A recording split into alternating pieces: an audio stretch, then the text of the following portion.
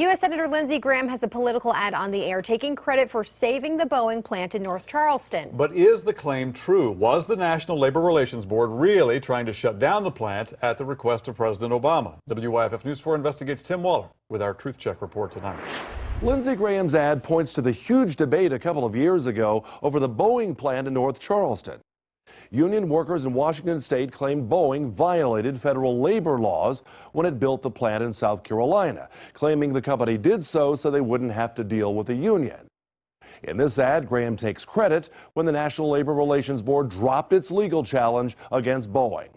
I'm Lindsey Graham, and I approve this message.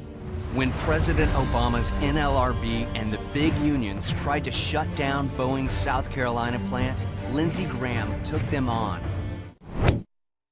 The question here is, was the NLRB trying to shut down the plant as this ad claims?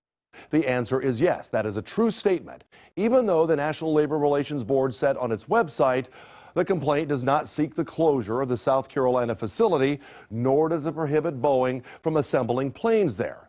But if you read the complaint, Section 13A, in fact, it says, as part of the remedy, the NLRB seeks an order requiring Boeing to keep its second Dreamliner production facility in the state of Washington, which in effect would have put the North Charleston facility out of business. Now, here's the next claim in Graham's ad. When they tried to intimidate him with false charges and complaints, Lindsey pushed even harder, forcing the unions and the NLRB to back down. This statement implies the union and NLRB withdrew their complaint against Boeing because of action taken by Graham. We determined that is false.